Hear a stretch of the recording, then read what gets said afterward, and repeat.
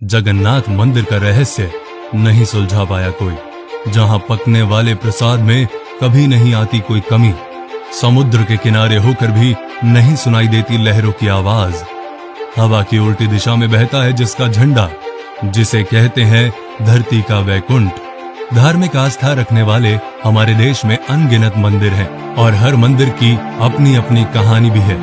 इस देश में ऐसे ऐसे मंदिर हैं जो हजारों साल पुराने हैं और अपने अंदर अनेक राज छुपाए हुए हैं जिन्हें आज तक कोई भी नहीं समझ पाया है। भारत के हर मंदिर पर दुनिया के बड़े से बड़े वैज्ञानिकों ने रिसर्च किया, लेकिन इन मंदिरों के रहस्य के आगे उन वैज्ञानिकों को झुकना पड़ा। आज मैं आपको ऐसे ही एक रहस्यमय मंदिर के बारे में बताऊंगा जिसके बारे में सुनकर आप हैरान हो जाएंगे। जगन्नाथपुरी मंदिर। उड़ीसा का जगन्नाथपुरी मंदिर भगवान श्री कृष्ण का मंदिर है। अगर आपको ना पता हो तो मैं आपको बता दूं कि चारों धाम में से एक धाम है ये मंदिर। ये पवित्र मंदिर पूरी दुनिया में मशहूर है और हर साल इस मंदिर के दर्शन के लिए दुनिया के कोने कोने से लोगों की भीड़ लग जाती है। उड़ीसा में समुद्र के किनारे स्थापित यह मंदिर बहुत ही शांत कहा जाता है। मंदिर के बाहर जो सागर की लहरों का शोर बहुत जोर जोर से सुनाई देता है ना, वो इस मंदिर में आने के बाद किसी भी तरह की सागर की लहरें या कोई आवाज नहीं सुनाई देती, जो कि बहुत ही आश्चर्यजनक बात है। मंदिर के प्रसाद में नहीं आती कोई कमी। मंदिर के अंदर पकाया जाने वाला प्रसाद कभी भी कम नहीं होता। मंदिर के अंदर प्रसाद तब तक बढ़ता रहता है जब तक श्रद्धालु खत्म नहीं हो जाते। यहाँ डेली हजारों और लाखों की संख्या में श्रद्धालु आते हैं जिनके लिए डेली लंगर लगाया जाता है। इस लंगर में भी कभी कोई कमी नहीं आती, जिसका कारण है इस मंदिर की रसोई में छिपा रहस्य।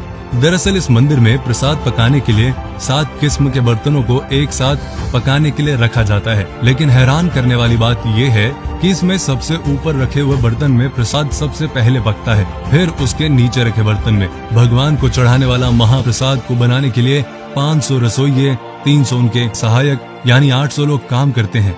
शिखर का झंडा बहता है उल्टी दिशा में। जगन्नाथ मंदिर एक लौता ऐसा मंदिर है जिसके शिखर पर लगे झंडे को डेली बदल दिया जाता है। इस मंदिर की यह मान्यता है कि यदि एक दिन भी इसका झंडा नहीं बदला जाएगा तो यह मंदिर 18 साल के लिए बंद हो जाएगा। इसीलिए मंदिर का पुजारी डेली इस झंडे को इतनी ऊंचाई पर चढ़कर बदल देता है। लेकिन सबसे हैरान कर देने वाली बात जानते हैं आप क्या है? कि यह झंडा हमेशा आने वाली हवा के विपरीत दिशा में बहता है, जिसका रहस्य आज तक किसी को नहीं पता लग पाया।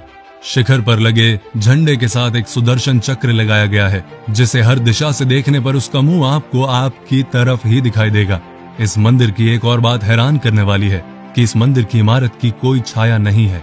मंदिर के खजाने का रहस्य 34 साल बाद 2018 में उड़ीसा हाई कोर्ट की परमिशन से 16 लोगों की टीम इस मंदिर के खजाने की जांच करने के लिए आई थी, जिसके 2 महीने बाद इस खजाने के कमरे की चाबी खो गई, जिसका पता आज तक नहीं चल पाया।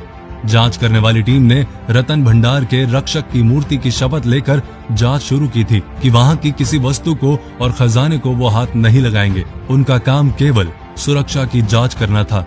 इस मंदिर के बारे में ये भी कहा जाता है कि इस मंदिर का निर्माण 7वीं सदी में किया गया था। अब तक ये मंदिर 3 बार टूट चुका है। 1174 ईस्वी में इस मंदिर को दोबारा अनंग भीमदेव ने बनाया था।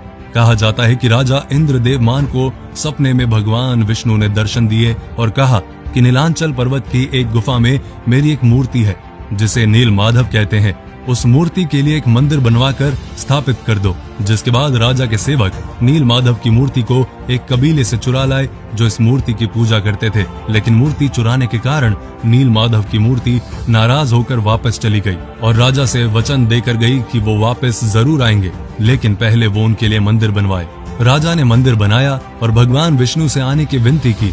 भगवान विष्णु ने कहा कि पहले समुद्र में द्वारिका से तैरकर आ रहे पेड़ का बड़ा टुकड़ा उठा कर लाओ और उससे मेरी मूर्ति बनाओ। राजा के काफी कोशिश करने के बाद भी वो टुकड़ा ना उठा पाए, जिसके बाद राजा ने उसी कबीले के मुखिया से मदद मांगी और पेड़ का टुकड़ा उठा लाए, लेकिन कोई भी उससे भगवान की मूर्ति ना बना सका। जिसके बाद विश्वकर्मा भगवान एक वृद्ध व्यक्ति का रूप धारण कर आए और मूर्ति बनाने के लिए राजी हो गए, लेकिन उन्होंने एक शर्त रखी कि जब तक मैं मूर्ति ना बना लूं कोई भीतर ना आए।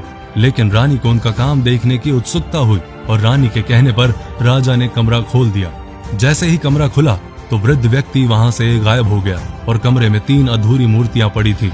जिसे राजा ने भगवान की इच्छा मानकर ऐसे ही मंदिर में स्थापित कर दिया और आज तक उनकी अधूरी मूर्तियों की ही पूजा होती है।